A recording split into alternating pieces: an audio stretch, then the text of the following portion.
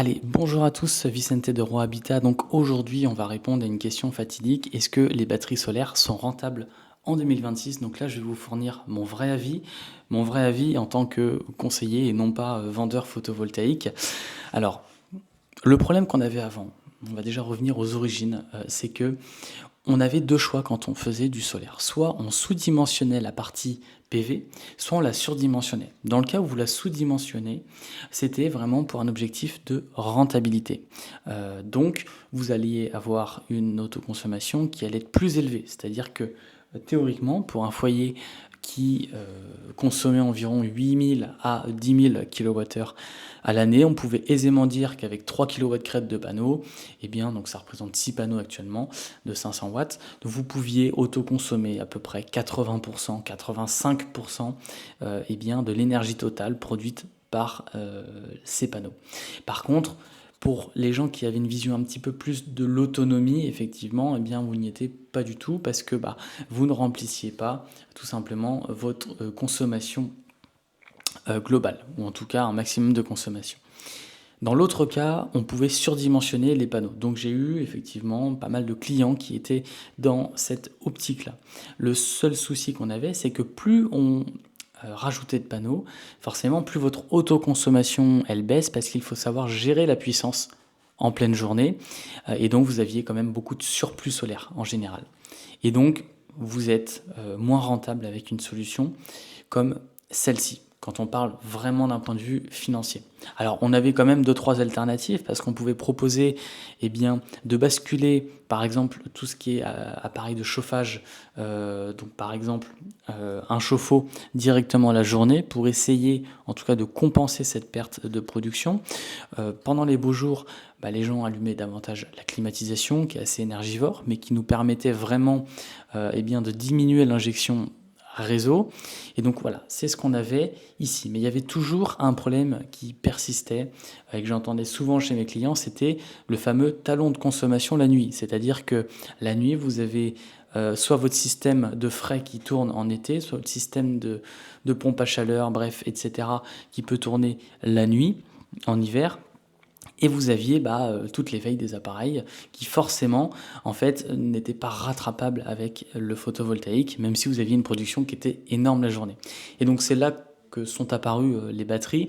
Une batterie, son objectif, il est très simple, il est d'être automatique. C'est-à-dire que cette batterie-là, quand vous avez un surplus solaire, elle va récupérer le surplus solaire. Et quand vous avez un déficit, c'est-à-dire que vous avez besoin de tirer sur le réseau pour récupérer une consommation, si la batterie a de la charge disponible, elle va tout simplement compenser pour éviter que vous preniez un seul watt au réseau. Donc ça, c'est l'objectif tout simple de ces appareils.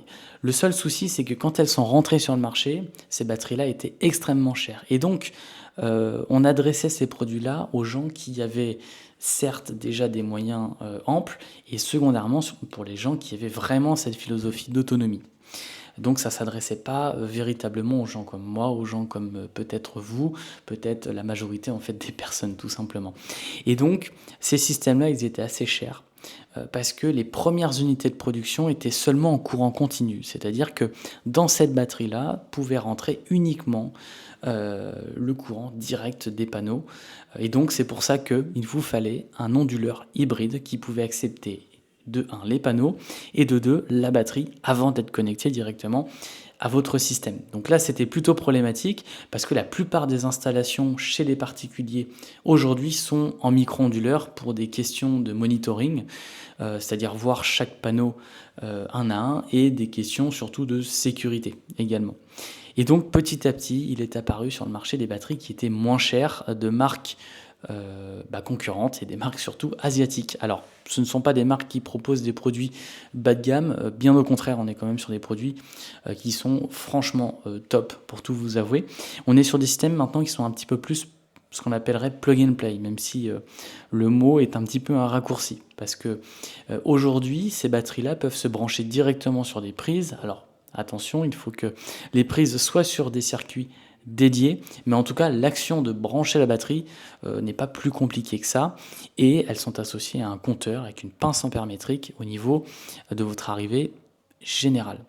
Donc, est-ce que les batteries sont rentables aujourd'hui? On y arrive enfin.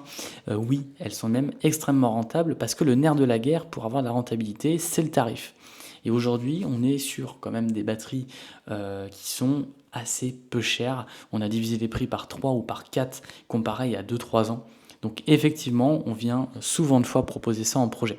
Les cas où je vais proposer de la batterie sur mes projets, typiquement, j'ai eu le cas ce matin, une personne qui souhaite 12 kilowatts crête de panneau, donc c'est quand même une belle puissance.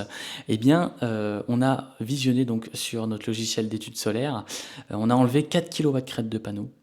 Parce qu'on s'était rendu compte que la journée, bon, forcément, on avait une production qui était énorme, mais on n'avait pas les besoins qui étaient derrière. Mais par contre, en ajoutant 2 batteries, et donc en termes de tarifs, on arrivait à la même chose entre 12 kilowatts crête ou 8 kilowatts crête avec 12 kWh de stockage, eh bien on arrivait à une rentabilité qui était supérieure pour le même tarif, tout simplement.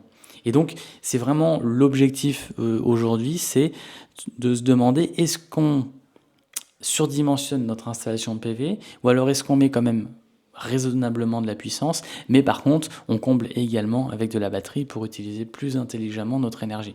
C'est peut-être plus l'objectif, et pour vous donner un chiffre précis, la majorité des études solaires que je fais, je tourne entre 12 et 14% de rentabilité annuelle, avec une autoconsommation aux alentours des 65-70% sur les kits photovoltaïques que l'on propose avec des batteries. Donc effectivement, la batterie, c'est un investissement sur l'avenir. Elles peuvent durer extrêmement longtemps, ces batteries-là, parce qu'aujourd'hui, on est quand même sur des technologies qui sont quand même assez stables. Et on a des BMS, donc ce qu'on appelle un Battery Management System, donc un système qui gère vos cellules de stockage, qui sont relativement fiables. Donc ces cellules-là vont durer longtemps dans le temps.